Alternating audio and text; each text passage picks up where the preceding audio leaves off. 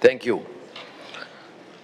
Excellency Motegi Toshimitsu, Minister of Foreign Affairs of Japan and coordinator for the +3 countries. Excellency Premier Li Qiang of the People's Republic of China, and Excellency Jae-myung, President of the Republic of Korea. Of course, on behalf of ASEAN, I'm pleased to welcome our friends to the +3 countries to the summit. And of course, I mentioned just now in the bilateral with Korea, special welcome to President Lee Jae-myung because this is his first appearance in the ASEAN summit. We initiated the ASEAN +3 more than 3 decades ago for enduring dialogue and cooperation. And this followed the Asian financial crisis in 1996. APT has prevailed on other crises and shown to work during the challenges during the COVID era. These achievements form a strong foundation that has enabled ASEAN +3 cooperation to mature.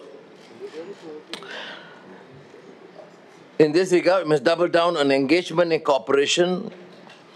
We should also proceed to establish the proposed APT reserve on medical supplies for public health emergencies to prepare for future health emergencies.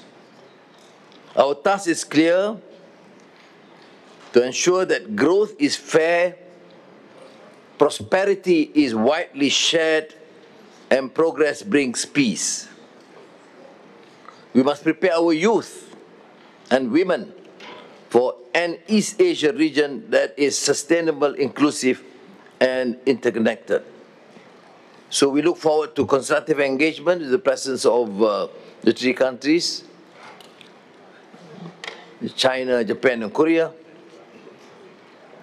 where with our hope that East Asia continues as a cradle of stability, opportunity, and hope.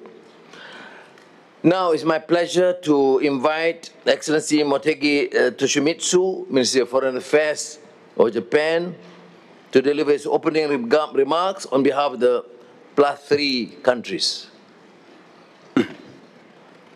Thank you, Chair. アルワン首相およびマレーシア政府の I would like to express my appreciation for the warm welcome by Prime Minister Anwar and the Malaysian government. But at the outset, I would like to express my heartfelt condolences upon learning the passing of Her Majesty Queen Sirikit, the Queen Mother of Thailand. Today, on behalf of Prime Minister Takaichi, who cannot attend this meeting due to unavoidable circumstances, I would like to greet leaders of each country.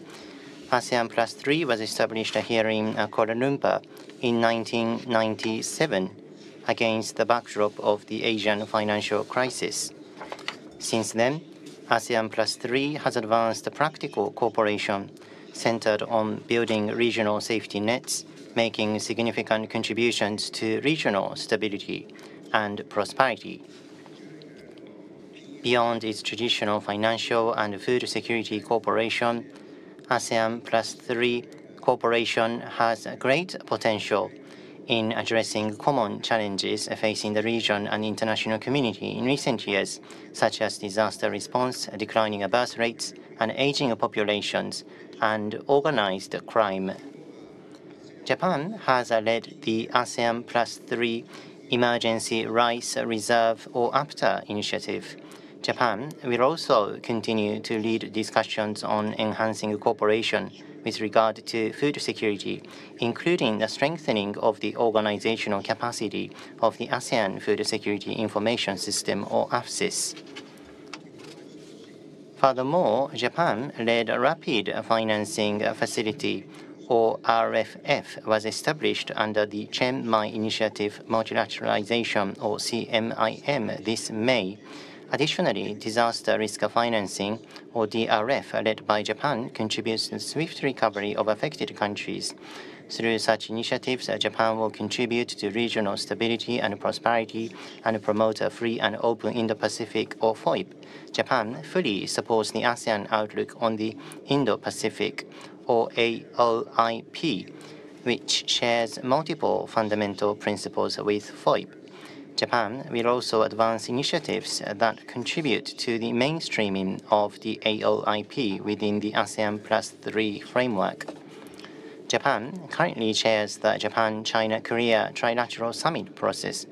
Japan will continue to work closely also with China and Korea to promote a future-oriented cooperation that is also beneficial to ASEAN. With the Trilateral Summit to be held in mind today, I am looking forward to meaningful exchange of views. Thank you. ありがとうございます。To Minister Motegi for his remarks as a coordinator. Now I turn to Premier Lee Chang. Thank you very much. You have given so much importance to Malaysia and ASEAN, and I certainly appreciate your presence. And we wish you to continue to be very active as you have done so with our ASEAN fraternity. Now it's my pleasure to invite you to give your remarks.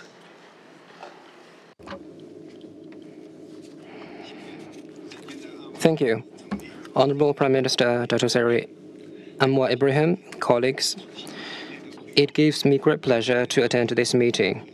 I want to thank Prime Minister Anwar and our host, Malaysia, for the thoughtful arrangements made for this summit. I also congratulate Timor-Leste for officially joining the ASEAN family. Over the past year, ASEAN Plus 3 cooperation has kept a sound momentum on the whole, demonstrating the resilience and vibrancy of the East Asian economy. Meanwhile, given the complex changes in international economic and trade structure, especially the disruptions from high tariffs, we have a deep feeling that East Asia is faced with mounting difficulties and challenges in its economy and growing instability and uncertainty in its development. In many Asian countries, we share a similar saying, that is, the past informs the future. In other words, we can draw wisdom and strength from historical experience to meet the current difficulties. Over the past decades, East Asia has been the world's fastest growing region since the 1950s. East Asian countries have actively explored paths toward modernization, from Japan's high-speed growth between the 1960s and the 1980s, and the takeoffs of the 4 Asian tigers, namely the Republic of Korea, China's Taiwan region, China's Hong Kong, and Singapore, and the four Tiger Club economies, namely Thailand, Malaysia, Indonesia, and the Philippines, and to the rapid development of China since the start of reform and opening up. East Asia has created many economic miracles and witnessed the rise of many modern metropolises, bringing about epoch-making changes to the outlook of our societies. Historical moments like the 1964 Tokyo Olympic Games, the 1988 Seoul Olympic Games, and the 2008 Beijing Olympic Games are tangible testaments to East Asian miracles. So these landmarks in our development still inspire us and makes us proud even today. Times are changing, and we East Asian countries have found ourselves in development stages very different from the past. Today, we cannot possibly relive our success stories of yesterday, but by reviewing the past, we can find enlightenment and inspiration for the future. As we reflect deeply upon the reasons for East Asian miracles, I believe that one phrase would come to the minds of many: openness and cooperation. Over the past decades, the commitment to openness and cooperation has enabled us to transcend social systems and other differences and realize mutually complementary specialization and collaboration on the basis of our respective endowments and the law of economics. The commitment to openness and cooperation has enabled us to guard against attempts at turning economic and trade issues into political and security hurdles, manage and resolve differences through communication and dialogue, and minimize disruptions to economic development. The commitment to openness and cooperation has enabled us to steadily increase connectivity, fully unleash the vitality of the regional market, and create and share development opportunities together. It is fair to say that openness and cooperation is a valuable experience we gained and refined through hard work. It must be cherished and upheld continually as the distinctive strength and competitive edge of the East Asian economy. Looking ahead, the center of gravity of the world economy is shifting toward Asia, and the epicenter of the Asian economy is in East Asia. The East Asian miracles are not behind us, but ahead of us as an unfolding reality. China stands ready to work with all parties to seek greater synergy of development strategies, uphold openness and cooperation, take more concrete actions, and jointly renew the glory of East Asia development. That concludes my remarks. Thank you. And as I mentioned just now to President Lee Jae-myung of Republic of Korea, that President Trump was here and made a clear remark. I heard that looking forward to meet President Xi Jinping. I think your spirit of openness and cooperation, hopefully that meeting would result in something very positive, because, as I said, the ramifications, reverberations will not affect the two great economies, but also the entire economies in the region, including East Asia. So we look forward to, and now my pleasure to invite again President Lee Jae-myung, President of the Republic of Korea. 네, 감사합니다. Yes, thank you very much. Honorable Chairperson and leaders of ASEAN,